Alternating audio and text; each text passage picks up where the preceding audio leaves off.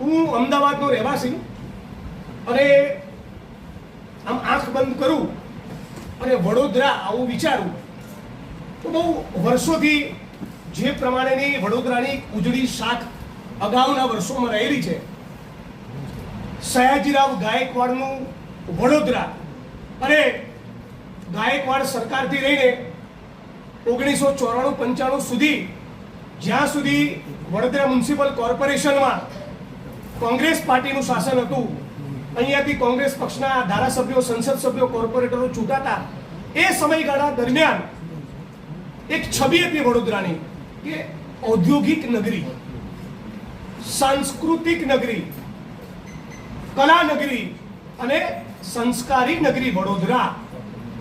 આ છાપને બટ્ટો લગાડવાનું કામ રામના નકલી ભક્તો જે ભાજપના કેમ્પમાં બેઠા છે એ લોકોએ લગાડ્યું છે. અને આજે સંસ્કારી નગરી, ઔદ્યોગિક નગરી, કલા નગરી વડોદરા એ સંસ્કારી અને કલા નગરી મટીને જાણે મગર નગરી, ભુવા નગરી અને મચ્છર નગરી બની ગઈ હોય એ પ્રમાણે ભારતીય જનતા પાર્ટીએ એ વડોદરાને બદનામ કરી નાખ્યું છે. હવે તો લોકો રમૂજમાં સોશિયલ મીડિયામાં મીમ બનાવીને એવું કહેતા થયા છે કે વડોદરાની ખાડોદરા છે. આ વડોદરાને ખાડામાં લઈ જવાનું કામ એ ભારતીય જનતા પાર્ટીની સરકાર અને આટલા વર્ષોથી જે લોકો વડોદરા મ્યુનિસિપલ કોર્પોરેશનમાં રહ્યા એ લોકોના પાપે થયું છે.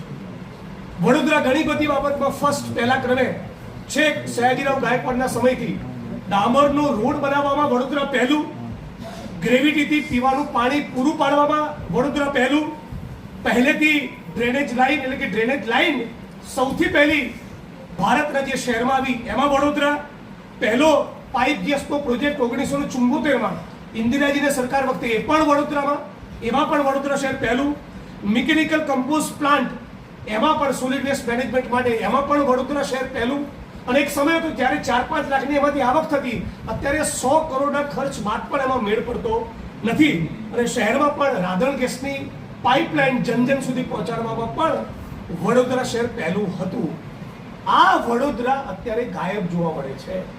ભારતીય જનતા પાર્ટી અને વડોદરા મ્યુનિસિપલ કોર્પોરેશન તંત્ર અને બિલ્ડર લોબી અને કોન્ટ્રાક્ટરોના એકબીજાના મેળાપીપણામાં, એકબીજાના ભ્રષ્ટાચારના એમના સંયુક્ત પાપના કારણે આજે વડોદરા અત્યંત કંગાળ સ્થિતિમાં આવી ઊભું છે. ભ્રષ્ટાચાર એની ચરમ સીમા ઉપર પહોંચ્યો છે. એટલો પ્રચંડ ભ્રષ્ટાચાર કે એક પણ સિઝન હવે એવી જતી નથી કે જ્યારે વડોદરા શહેર ડૂબે નહીં. અત્યાર સુધીમાં આંકડો જોઈએ તો લગભગ 11 વખત આ વડોદરા શહેર પાણીમાં ડૂબ્યું છે. વડોદરા શહેર જળબંબાકાર ટોટલ 11 વખત થયું. એટલે કહેવાનું મન થાય કઈના મ્યુનિસિપલ તંત્ર અને ભારતીય જનતા પાર્ટી જેના પાપે વડોદરા શહેર 11 વખત ડૂબ્યું એમણે પોતે ઢાંકણીમાં પાણી લઈને ડૂબી મરવું જોઈએ. હવે તો વિશ્વામિત્રીમાંથી મગરો બહાર આવીને સવાલ પૂછતા થયા કે આ એ વડોદરા નથી જે અમારા વડવાઓ જોયું હતું. વિશ્વામિત્રીમાંથી બહાર આવીને મગરો એ પૂછતા થયા કે કોણ આ ઝોન ફેર કરી રહ્યું છે અને જેના કારણે આખા શહેરમાં દાટ મળ્યો છે. મિત્રો, હરણીકાંડની ઘટના આપણી બધાની સમક્ષ છે. અત્યંત સંવેદનશીલ ઘટના. ફક્ત ને ફક્ત રૂપિયાની લાઈ, પૈસા કમાવાની વાસના મ્યુનિસિપલ તંત્ર અને ભાજપના નેતાઓની અને એના કારણે જેને ફક્ત ફરસાણનો અનુભવ છે એવા માણસને તમે આખો કોન્ટ્રાક્ટ આપી દીધો. એ માણસ પર ડે 3 લાખ કમાય અને કોર્પોરેશનમાં જમા કરાવવાના આખા વર્ષમાં ફક્ત 3 લાખ, અને બધું જ રેકોર્ડ ઉપર. અને હરણીકાંડની ઘટના બની, બોટકાંડની ઘટના બની એ વખતે જે સેવસળ વાળો માણસ હતો એ બોટ ચલાવતો હતો.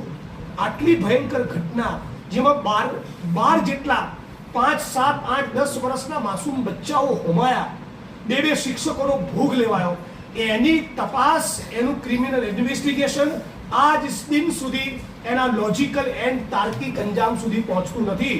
ત્યારે સવાલ પૂછવા માંગુ છું સમગ્ર ગુજરાતની 6.5 કરોડ જનતા વતી, વિપક્ષ તરીકે, ગુજરાતના નાગરિક તરીકે અને વડોદરા વતી કે કયું એવું પરિબળ, કયું એવું ગણિત કામ કરી રહ્યું છે કે આજે પણ હરણી બોટકાંડના મુખ્ય સૂત્રધારો જે ભાજપના નેતાઓ છે, જે કોર્પોરેશનના મોટા અધિકારીઓ છે, એ સાબરમતી સેન્ટ્રલ જેલનો સળિયો ક્યારે જોશે?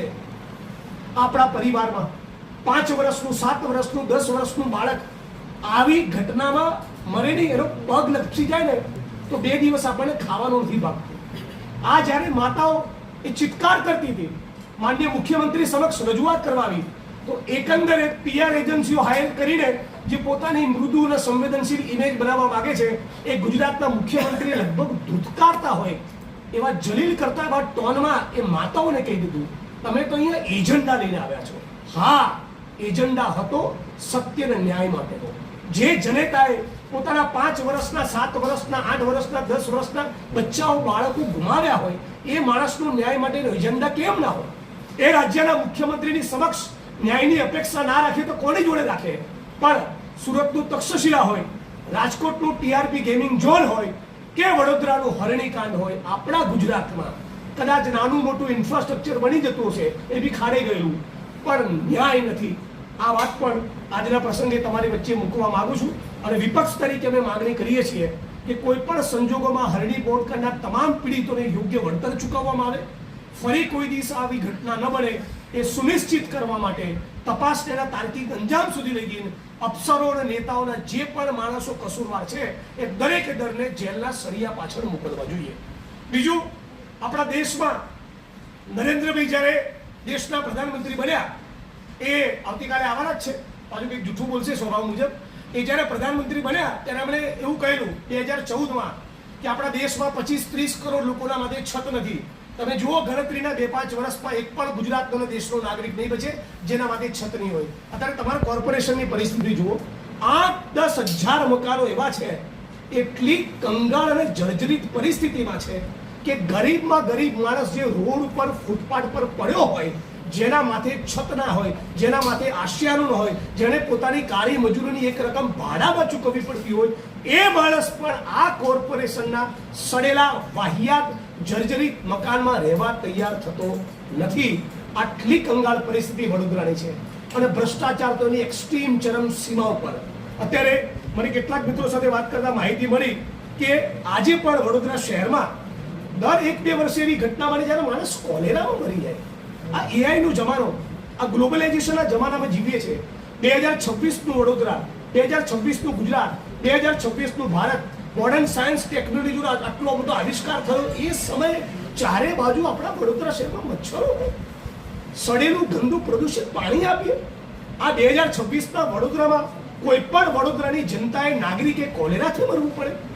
ડીવાયએસપી જાનાનો પુત્ર એ અચાનક ગટરમાં માણસનો પગ પડે છે અને એનું મૃત્યુ થાય છે. ખુલ્લી ગટરો. ગુજરાતનો, વડોદરાનો એક નાગરિક 2026ના આપણા ગુજરાતમાં, દેશમાં અને વડોદરામાં ગટરમાં ઉતરીને મરી જાય. આવા વડોદરાની કલ્પના તો વડોદરાની જનતાએ કોઈ દિવસ નહીં કરી. એટલે આ તમામ મીડિયાના મિત્રોના માધ્યમથી કહેવા માંગુ છું કે આપ પણ એક પ્રકારના વિપક્ષ છો. અને તાલુકા, જિલ્લા પંચાયતોની, નગરપાલિકા અને મહાનગરપાલિકાની ચૂંટણીનું ટાણું છે, એનો પ્રસંગ છે, ત્યારે આ વાત, આ વડોદરાની વેદના આપના માધ્યમથી જન જન સુધી પહોંચે એવી આશા અને અપેક્ષા રાખું છું. વિશ્વામિત્રીમાં આવતું પૂર એ દરેકે દરેક વડોદરાવાસીની વ્યક્તિગત કન્સર્ન છે. એટલી ભયંકર પરિસ્થિતિ છે.